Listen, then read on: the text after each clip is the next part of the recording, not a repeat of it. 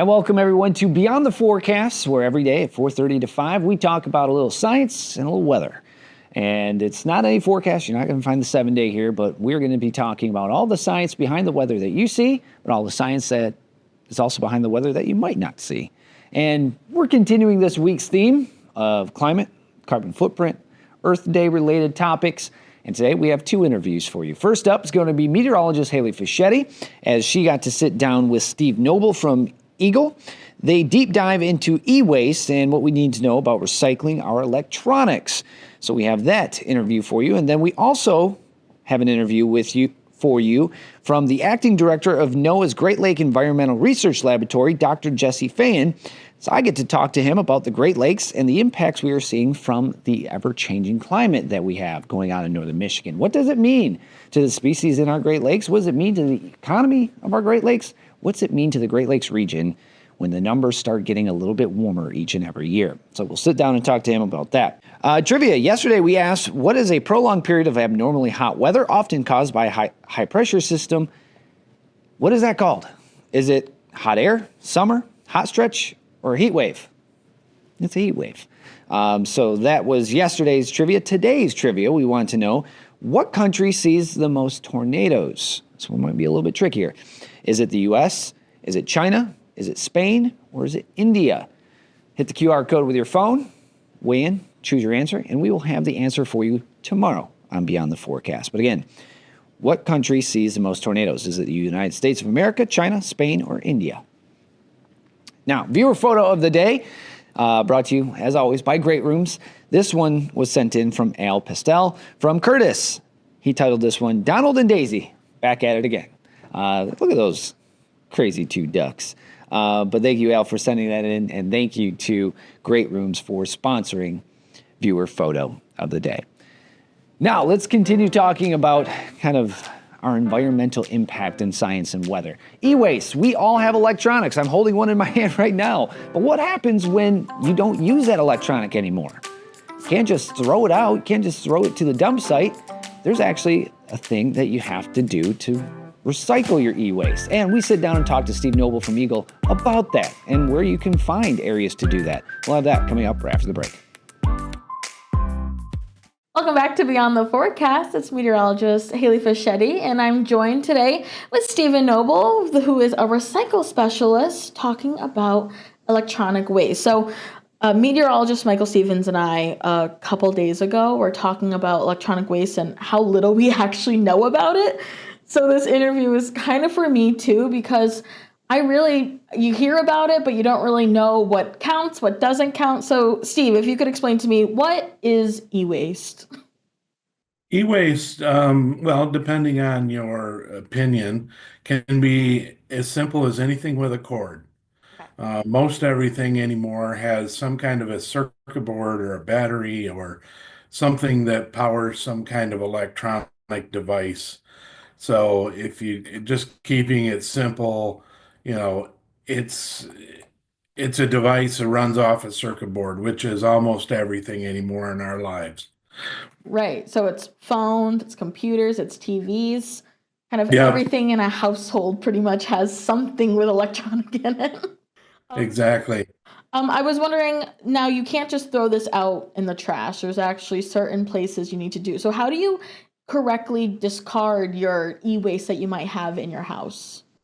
Well, the state has worked with actually the manufacturers. I should start there. The manufacturers, Michigan has an extended producer responsibility law that requires the manufacturers to set up collection sites. Like for you guys up there in the Cadillac area, the Padnos Recycling Center in Cadillac is a collection site for almost any electronics. Amazing.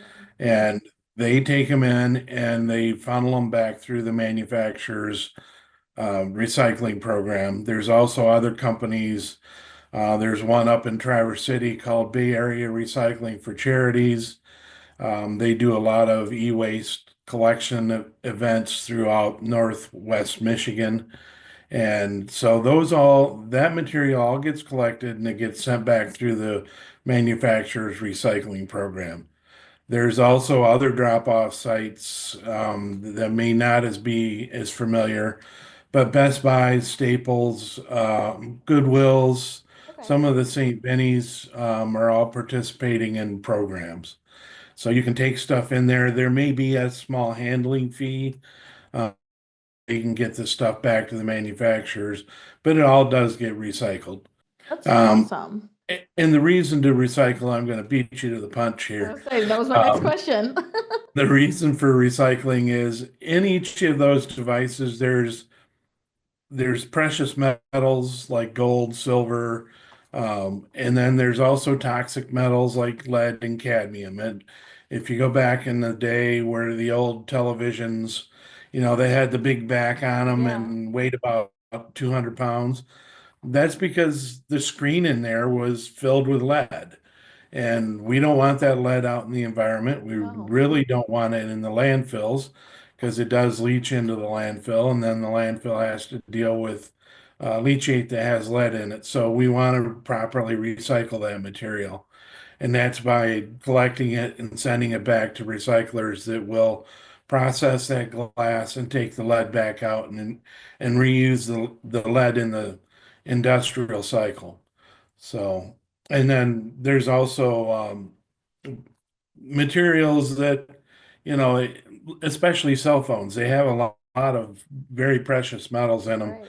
A lot of, I mean, if you're like me, I have 3 or 4 cell phones in a drawer in the kitchen. Yep. And instead of recycling them, we just hang on to them. And I don't know why, maybe someday we're going to use them, but technology runs way out in front of us. So that old flip phone that dad had, it's never going to be reused again. So, Yeah, we were just talking about how I feel like everyone has just a box of cords and you don't know yes. what to do with them. Or you have your old phone. I think I have all of my old phones, my old DS, the Wii's, all of the fun little toys you had growing up.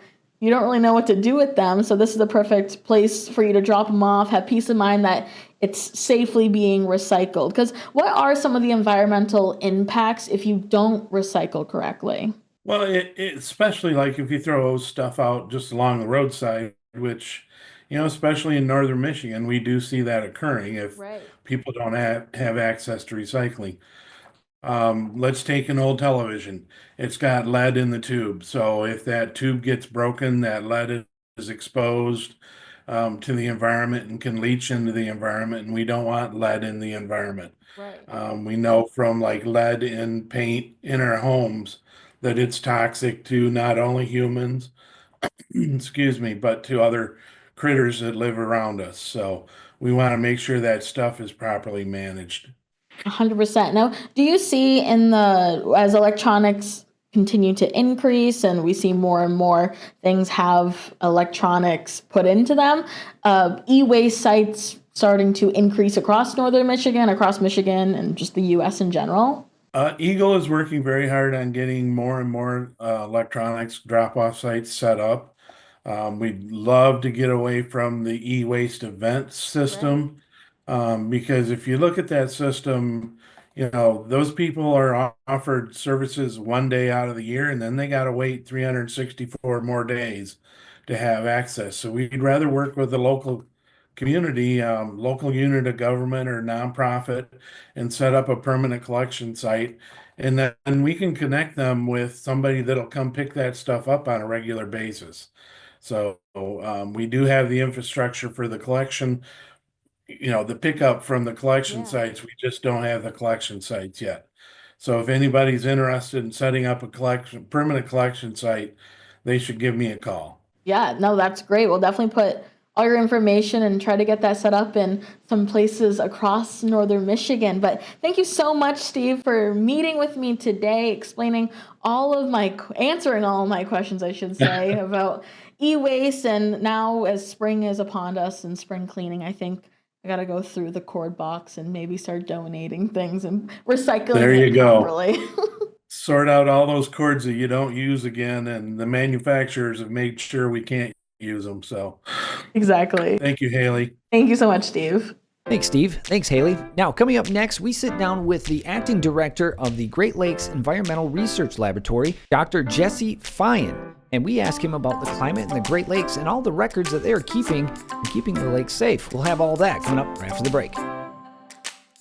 And welcome back, everyone, to Beyond the Forecast. And we're bringing you another interview talking a little bit about climate, but this time a little bit closer to home. We're going to be talking about the Great Lakes and basically the wonders of our state and how climate is impacting them. So we are bringing in Dr. Jesse Feyen from the Great Lakes Environmental Research Laboratory. And you are the acting director there, doing the duties of the director. And I want to talk to you about the climate of the Great Lakes. You guys provide us with so much information, which viewers watching this, those ice reports we get come straight from these guys. Now we have 175 years of data for many spots across the world. But here in the last 10 to 15 years, Jesse, it seems like the Great Lakes have been warming, rising, and less ice. Would that seem correct in many in the last 10 years or so? So that's a great question, Michael. Thank you for having me. We have been monitoring trends in those types of issues for a long time. Mm-hmm. So the Great Lakes Environmental Research Laboratory, we're part of the National Oceanic and Atmospheric Administration. We've been here over 50 years. So we do have a lot of long-term data, which is what you need to look at those types of trends. Right. One of the things we just are completing right now is a look at ice cover for the last winter. Mm-hmm. Ice cover in the 2024-2025 winter we just had was close to normal, but it started off very slow because lake temperatures were warm. Now, if you remember the previous winter, we had virtually no ice in many areas, and it was a near record low ice season. And that has been the trend recently, is that the amount of ice, and I'm sure many of your viewers can recognize this, we don't have as much extended periods of frozen lake conditions as we used to have. Mm-hmm. That is definitely something that is occurring and that we are monitoring here using a variety of tools. One of the cool things we did this year was put out a buoy that was out all winter, a spotter buoy that then is able to travel with the ice. And that is the type of data we need in order to continue to monitor these trends, and see how they impact the conditions all across the Great Lakes going forward. As you mentioned, that's critical data to driving lake effect snow conditions. Mm-hmm. We saw a lot of snow this year up north because there was no ice on the lakes at that time of year, and the lakes were very warm. And there are a lot of other implications and issues that drive that. So we are continuing to put out those sensors and those observation networks in order to continue to monitor these trends going forward. And I think you put it best there. Like you mentioned, we've been seeing less and less ice over the last few winter seasons. I mean, I think you have to go back 11 years. It was 2014 when the last time the lakes were completely frozen. With water temperatures getting warmer, that impacts a lot of things here in the Great Lakes. Do you see trends right now that fisheries are worried about, or that the economy is worried about when it comes to water temperatures across the Great Lakes? So, Michael, that's I think an excellent question. We just recently published a paper. I like to think of GLERL as sort of a doctor that's taking the temperature of the lakes. And we've been doing this for a long period of time, because if things aren't the way they used to be, you need to understand what's being changed in the system.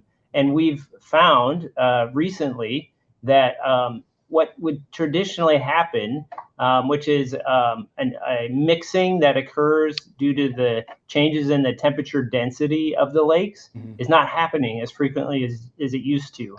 And that has big implications. The lake, the top of the lake isn't getting cold enough to kick off this process in lakes like Michigan Huron as frequently as it used to. And that prevents oxygen and nutrients from cycling through the entire water column, which is very important for critical species that we care about. Things like whitefish, like salmon, like the food that they feed upon, the smaller zooplankton, phytoplankton in the lakes. They require optimal conditions. And so we're seeing that those types of transitions aren't happening as frequently as they used to. And that's really an important finding. And right now, we actually have scientists, biologists here at GLERL that are going out with nets, and they are looking for larval whitefish in the nearshore areas of the lakes. And we know that's another long-term trend. that the quantity of whitefish we're catching, I'm sure a lot of people like to enjoy eating whitefish. Those numbers are going down. The populations are going down. And so one of the things we do here at GLERL is try to understand what's driving that. Right. And two factors that we're significantly concerned about. One is with low ice. That ice actually protects the eggs because they're laid Really? near shore, and they need protection from wind, wave, turbulence conditions that can be caused during winter. And the other, of course, is invasive species. So the zebra and quagga mussels are also eating the same foods that larval fish eat. And so there might not be enough food for them compared to historical conditions. And so we track both of these factors, and we really need all of this data to be able to tell the whole story about something as important as a whitefish fishery. Those are just some of the things that are going on over these long-term time periods. Doctor, I just want to kind of briefly hit on, we have so many years of records here in the Great Lakes. How far back do we get records for the Great Lakes since we've been keeping them? Do you have an idea of how many years we've been keeping track of that? So it depends on the type of data set that you're looking for. So Okay. weather data tends to be among the longest records that have been kept. Mm-hmm. Some of the data sets, like the ice cover, we have over 50 years or so of data.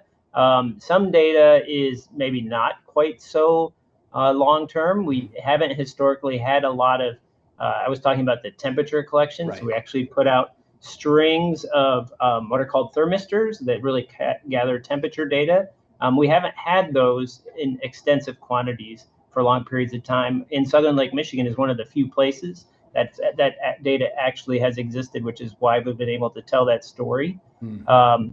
I think one of the other things that we're doing that's really interesting is we have vessels that go out and collect scientific data throughout the year. Right. And one of the things they're doing very heavily in the last couple of years is map the bottom of the lakes. Yes. So we collect and determining the type of habitat. So many areas of the lakes, there is not detailed information about the specific depths and the habitat types, and sometimes maybe shipwrecks that also exist along the bottoms of the lakes. So we really need this data to be able to tell that whole story. That information goes into things not only like maps and charts, but also into models that we then use to predict what long-term changes might be happening. A project we have currently underway is to build a model that will then enable us to look forward into the future, right. In terms of how the lake interacts with local weather conditions over different scenarios that are not the 5-day, 7-day weather forecast, but years and decades, because the lakes have such a big local influence on our weather conditions. Right. We have some of the most unique conditions in the world, with the fact that we are surrounded, especially up here in northern Michigan. You guys are in Ann Arbor, correct? We are, our headquarters is in Ann Arbor, and then we also have a field station out in Muskegon, Michigan. Oh, there you go. Yep. And a lot of our boat operations stems out of there, as well as other ports. We have a boat permanently located in Alpena, Michigan as well, for example. Just how the ecosystem plays out. We live in such an amazing place. And Doctor, I thank you and your team and everyone there for everything you guys do, because it really does mean the world to not only us, but also to the viewers in the region to know just how this is impacting our lakes. Michael, I just want to say thank you for having me. I've grown up in the region. I love the lakes. All of our staff here, we all tend to come from this area, and we're doing our best in order to study and protect them so we can all continue to treasure them. So thanks for having me. It means so much. So Dr. Jesse Fine, thank you so much for being here with me today. And if you do need more information on the GLERL, you can find it all on the Beyond the Forecast webpage, or you can also find them throughout the internet. You can look up NOAA and get more information about everything that we talked about here, or you can also message the team there to get more information. So Doctor, thank you again. Appreciate it. Thank you. And we'll be right back with more Beyond the Forecast, so don't go anywhere. We'll be right back. And welcome back, everyone, to Beyond the Forecast. Now, every week we have a live streaming podcast where we discuss with you topics for that particular week. If you want to find that podcast, you can always go to Beyond the Forecast Facebook page, the 910 News YouTube channel, or if you want to just listen to it rather than watch and listen to it, you can also find the podcast coming soon here to wherever you take in your podcasts. So, great things for you to enjoy and maybe even learn about. So for meteorologist John Gross, meteorologist Haley Fischetti, I'm Chief Meteorologist Michael Stevens. We appreciate you being here. We'll be back tomorrow at 4:30 for more Beyond the Forecast. Be good, stay safe, take care. We'll see you all tomorrow.